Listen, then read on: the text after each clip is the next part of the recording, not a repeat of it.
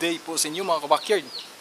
Ngayon mga kabakyard ay usapang pangkalusugan po muna tayo ngayon dahil po ay meron po akong dinaramdam ngayon. Meron po akong pigsa sa paa. So napakasakit po na ito at namamagano po. Ito po. Yan, pigsa po yan, namamagana po yan. Tapos na-infection po siya. Yung pamamaga niya is paakyat na po. So sabi po ng doktor, kapag hindi ko po ito ginamot o hindi ka nag-antibiotic ay malamang matitigok ka. So yun, ang gamot dito ay antibiotic. So napakalakas po yung mga antibiotic na ginamit ko dito, no. Tapos yung presyo pa ay napakataas pa, 50 pesos plus yung bawat isa ng antibiotic, no.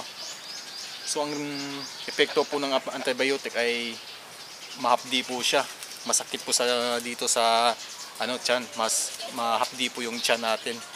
Para po yung nakainom ka ng tanduay o yung alcohol tanduay na isang flat na hindi ka nakakain. Ganun po yung pakiramdam.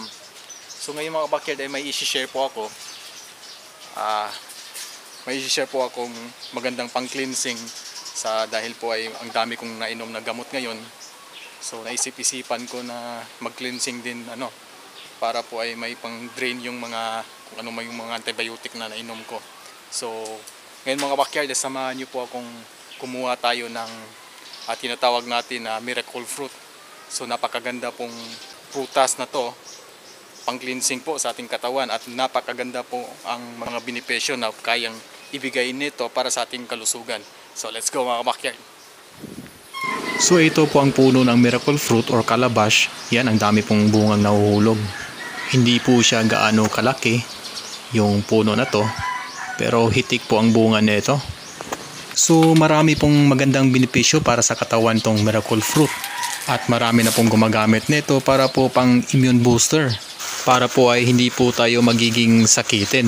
At marami na pong mga kababayan natin na nagiging cancer free po sila dahil po sa pag-inom po ng juice ng miracle fruit or ito pong calabash. Bilog po at malalaki po yung mga bunga ng miracle fruit at tumitimbang po ito ng 5 kilos to 8 kilos po ang bawat isa. Tapos po ang balat po nito or itong shell ay napakatigas po. Nagsisimula po ang mga bunga nito at tumutubo po ito sa mismong mga puno o sa mga sanga.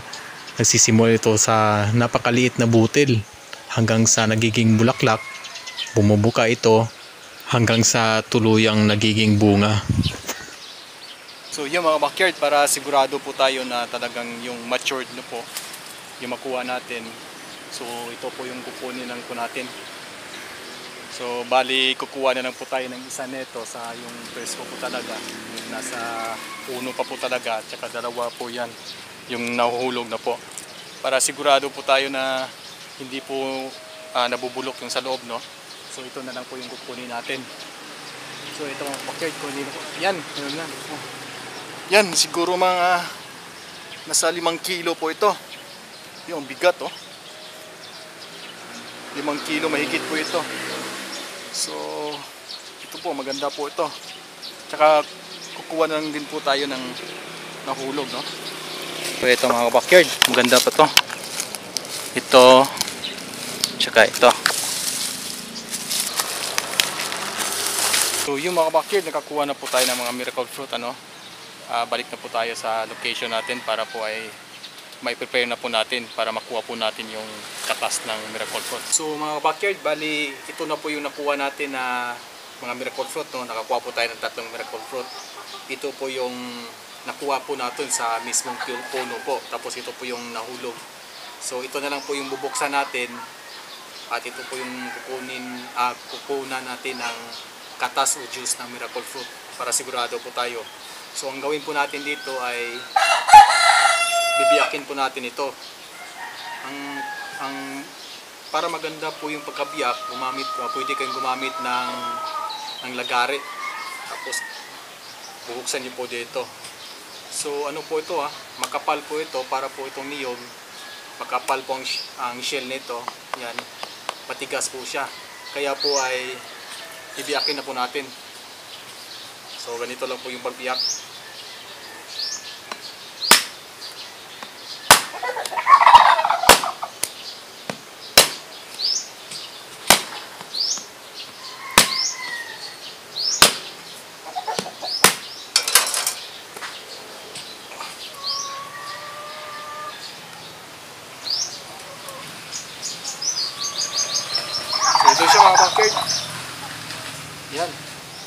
Ito po yung miracle fruit.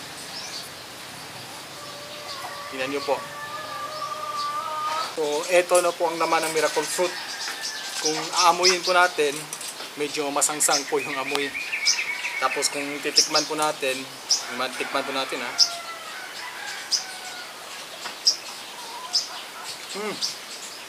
Medyo masarap pa na siya mga kabakerd. Medyo mapakla.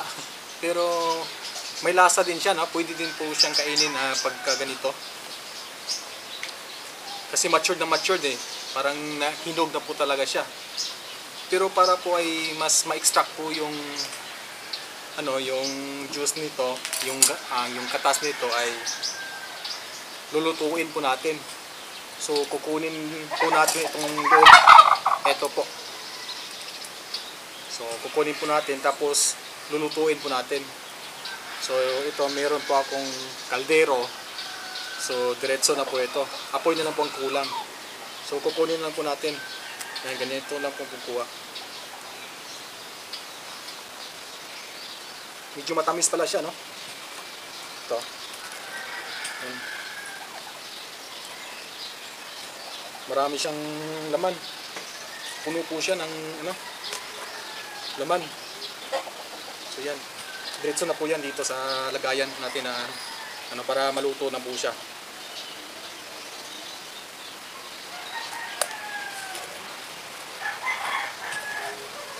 Lulutuin po natin ito. Pagkatapos nito ay lalabas na po itong mga katas niya. At yun na po ang iinumin natin.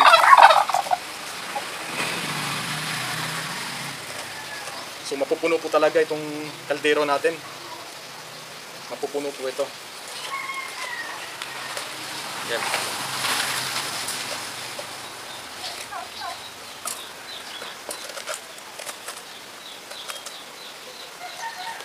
So yan, wala na pong laman. Isang tabi na natin to. Ano na? Tabi natin. So lahat po ng laman ng miracle fruit ng isang bunga ay kukunin po natin. Ilagay po natin sa para isalang po natin sa apoy mamaya.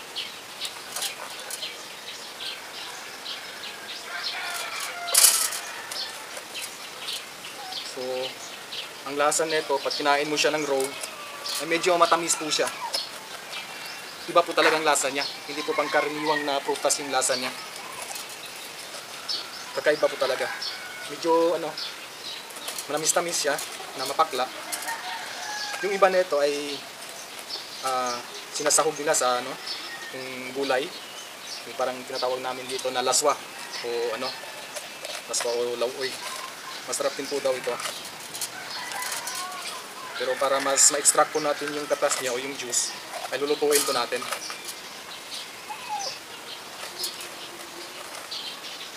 So yan. Wala na So mga kapatid, bali ito na po yung kinuha natin na mga laman ng miracle fruit. Halos mapuno na po yung isang kaldero, yung malaking kaldero. So tingnan niyo po itong shell, matigas po yan.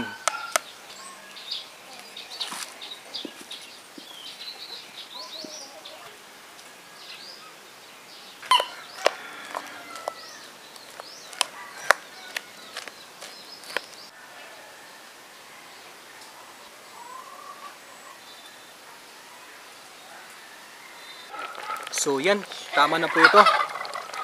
Hahanguin na po natin ito tapos palalamigin po natin ng konti para po ay masala na po natin yung juice po ng miracle fruit. So yun mga backyard, ang gagawin po natin dito ay sasalain po natin para ma-separate po yung raw tsaka yung yung katas po ng yung juice ng miracle fruit. Medyo mainit pa, hindi na tayo nakapaghintay kasi umaambo na po dito, malapit na pong umulan. Para mabilis na matapos ay gawin natin yan. Sapal ay tatabi na po natin ito. Tabi po natin ito. Kasi ulit-ulitin lang po yung proseso hanggang po ay matapos po tayo dito. So mga backyard, ito na po yung juice ng miracle fruit.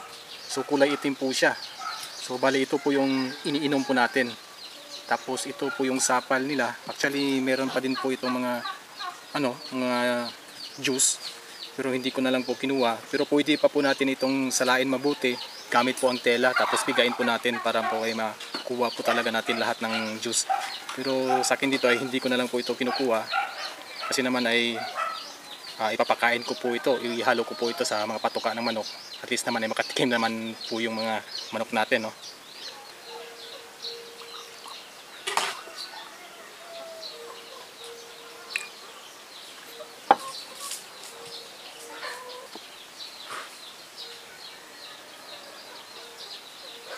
So yan mga backyard, eto na po ang ating miracle fruit juice. So kulay itim po siya. Ngayon po ay titikman na po natin kung ano pong lasa.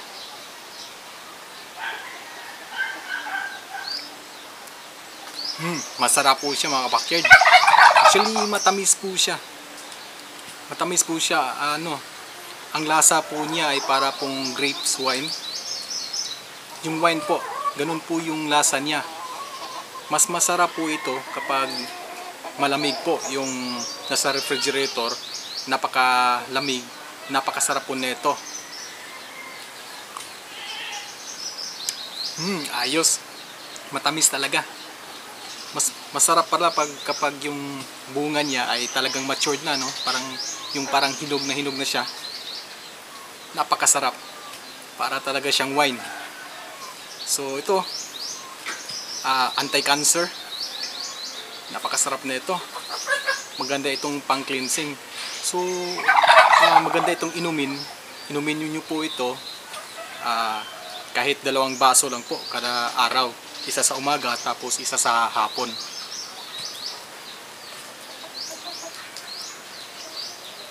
Yan, napakasarap po talaga.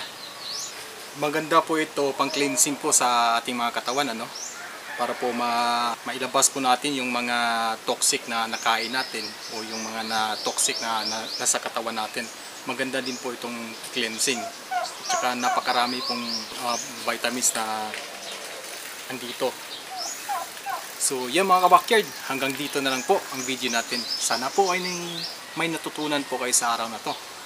So hanggang sa muli mga kabakyard, maraming salamat po sa pagpanood ng video na to. Kung nagustuhan niyo pong video na to, paki-like, share, and subscribe na po. Sa mga nakadaan lang po dito sa ating channel, paki-click na lang po yung subscribe button at saka yung notification bell para po ay updated po kayo sa mga video na i-upload natin. So maraming salamat po sa inyo mga kabakyard. Paalam na po muna.